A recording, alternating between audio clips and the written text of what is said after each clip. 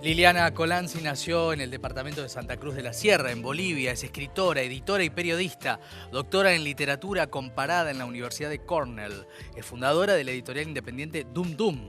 Escribió Vacaciones Permanentes, Nuestro Mundo Muerto y Ustedes Brillan en lo Oscuro, su último libro de cuentos. Algo de este libro, algo del primero de los cuentos, cayó de bruces y se golpeó la panza hinchada. No había visto la piedra. La carne del conejo se desparramó en la nieve, salpicándola de manchitas carmesí. La joven se arrastró hasta la cueva. Algo se había reventado en su interior y se le escapaba entre las piernas. Aulló su dolor.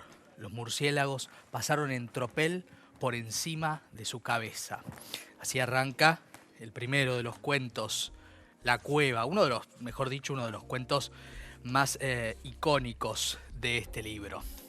Aquí lo tengo, se los voy a mostrar. Ustedes brillan en lo oscuro. Hermoso libro por el cual la premiaron a esta escritora con el Ribera del Duero, un importantísimo premio, con un jurado entre los cuales estaba, entre otras, Rosa Montero. Y en esta tarde de domingo tenemos el gusto de recibirla a Liliana en el programa. ¿Cómo estás, Liliana? Maxi Legnani. Hola Maxi, ¿cómo estás? Mucho gusto, bienvenida. En primer lugar quería preguntarte y quería empezar esta charla, Liliana, refiriéndome a que cuando uno se encuentra con tus cuentos de este libro concretamente, se encuentra con cuentos que hablan de muchos temas, ¿no? Pero uno de los temas que se tocan son las fatalidades del planeta que generamos los humanos, ¿no? Los efectos que creamos los humanos en la situación del planeta, y también al mismo tiempo una literatura quizás de ciencia ficción o especulativa sobre Latinoamérica y sus fantasmas. ¿De dónde nacen estos cuentos, este volumen de cuentos? Como mencionabas, uno de los temas que se repite en el cuento es el tema de la manera en que estamos afectando el medio ambiente en esta época, y ese tema se materializa en mi libro con el fenómeno de la radiación que aparece en dos de los cuentos, ¿no? En Ustedes Brillan en lo Oscuro, que es aquel que le da el título, y en otro que se llama Atomito. Me intriga mucho la manera en que funcionan los desechos radiactivos, porque son materiales que estamos creando en esta época, pero que nos van a sobrevivir por mucho, ¿no? Los desechos tóxicos radiactivos permanecen peligrosos durante cientos de años y es un legado que estamos dejando para futuras generaciones. Entonces, este es un tema que me fue intrigando, por un lado, a partir del accidente de Chernóbil, claro, que ocurrió en los años 80, pero yo no sabía que existía otro accidente nuclear mucho más cercano que ocurrió en Goiânia, en Brasil, en 1987, pero que no ha tenido tanta presencia en la cultura popular como fue el caso de Chernóbil. Claro. Entonces empecé a investigar acerca de este accidente que ocurrió en Goiânia, y a partir de eso fue que salió el cuento Ustedes Brillan en lo Oscuro. Claro. Y por otro lado, Atomito es un cuento escrito en clave de ciencia ficción, con estética cyberpunk, que sí, imagina un futuro en el que se ha construido una central nuclear en la ciudad del Alto, en Bolivia, y que los desechos nucleares han contaminado la ciudad, y hay un grupo de adolescentes que está lidiando con esta situación y con la represión policial. Es un cuento especulativo porque la central nuclear, si bien en este momento no existe, ¿no? Sí es un plan del gobierno actual, ¿no? Se está llevando a cabo, pero yo sitúo el cuento en un futuro, claro, en el que no solo ya existe la central, sino que también se ha producido un accidente radiactivo. Radiactivo con sus consecuencias, además, ¿no? Porque exacto, mucho... y como bien has mencionado, son los cuentos, todos transcurren en paisajes latinoamericanos, ¿no? Hay algunos en Bolivia, otros en Brasil, otros en México. Sí, y además aparece esto como una fatalidad y la inminencia de un riesgo, ¿no? Uno podría hablar de distopía, ¿no? Pero también es una distopía creada a partir de elementos muy claros, como bien referías, que existen en la actualidad, ¿no? Y que presentan también no lo luminoso, sino lo peligroso, lo límite que puede tener la humanidad y el universo que estamos creando. Vos también hablas en tus cuentos, está muy presente lo maternal, la maternidad, el parto, ¿no? Y quería preguntarte qué te lleva a contar estos universos donde siempre aparece una raíz de lo fatal, ¿no? Siempre está la huella de una inminencia, de un peligro. Y lo trazo y lo comparo con otras autoras, ¿no? Latinoamericanas, hay muchas voces.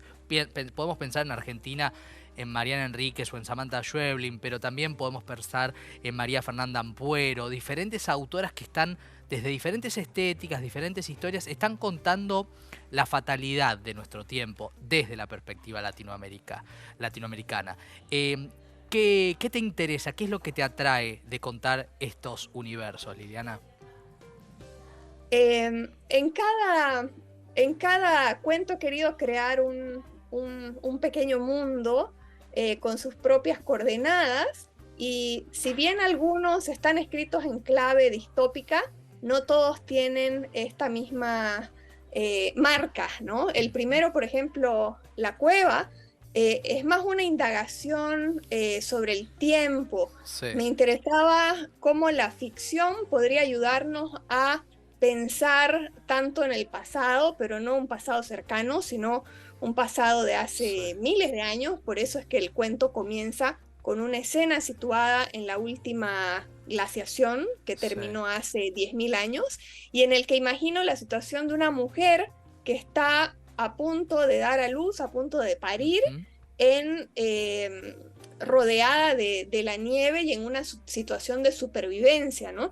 Y traté allí de imaginar cómo sería para una mujer enfrentarse en esta situación completamente a solas y con una infinidad de peligros a su alrededor, ¿no? Claro. En ese cuento están los murciélagos permanentemente, y uno no deja de pensar desde la caverna de Platón, porque es inevitable, ¿no? La alegoría, pero también yo pensaba en la serie Dark, ¿no? Que también es una cueva que une tiempos, ¿no? Y que une historias.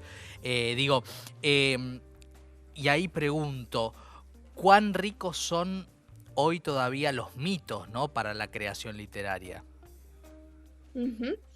La verdad que no he visto Dark, ¿no? Pero en realidad tenía presente para este cuento en particular la trilogía sobre la destrucción de la cultura de Rafael Pinedo, un autor argentino que me gusta mucho, que imagina futuros en los que curiosamente no hay tecnología, sino que más bien hay clanes primitivos que se están conformando a partir de las ruinas de la civilización y que están creando mitologías propias, tratando de de encontrar algún sentido en esas ruinas, ¿no? Claro, un antídoto, ¿no?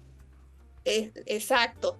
Y por otro lado, también está presente otro autor de ciencia ficción, Isaac Asimov, claro, con su cuento La Última Pregunta, que es un cuento que también abarca miles de años a partir de una pregunta que se va repitiendo en diferentes momentos de la humanidad, que es cómo acabar con la entropía, y que una inteligencia artificial en este enorme periodo de tiempo tiene el desafío de contestar, ¿no? Entonces eso también me dio la idea de qué es lo que se puede hacer con la escritura, ¿no? Cómo podemos proyectarnos en un espacio de tiempo muy, muy grande, y a la vez cómo damos cuenta de ese vértigo que es el tiempo, ¿no?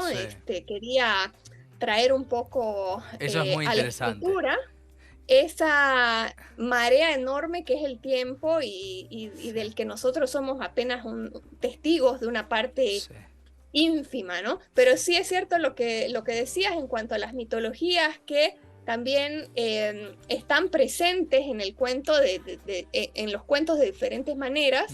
Por ejemplo, en un cuento que se llama El Camino Angosto, hay dos jóvenes que son una especie de prisioneras de una colonia ultraconservadora de la que no pueden salir, de la que nadie puede salir porque hay una barrera magnética que las protege. Entonces, en medio de este aislamiento, se van creando mitos, se van sobre la afuera, se van creando doctrinas igual, y me interesaba ver cómo estos mitos, ¿no? Pueden definir a los personajes, pueden crear también una atmósfera, pueden crear una manera de entender el mundo, ¿no? Total. La verdad es que encontrarse con todo este universo que planteas, con estos universos que planteas, es un logro literario indudable, y leerlo prueba también este premio, este destacado tan particular que recibió Ustedes Brillan en lo Oscuro. Liliana, un gusto tenerte en el programa. Muchísimas gracias. Gracias, Maxi. Un placer. Liliana Colanzi con nosotros, y después de la pausa el programa continúa con Martín Coan. Vamos a hablar de la adaptación cinematográfica de Bahía Blanca, su gran novela que llegó al cine, que está todavía en algunos cines. Vamos a hablar con Pablo Plotkin de su novela de ciencia ficción distópica Brasil del Sur, algo que dialoga con muchas obras teatrales, literarias, mejor dicho, y cinematográficas, y en la poesía en sus voces, la gran Yvonne Bordelois. Ya volvemos.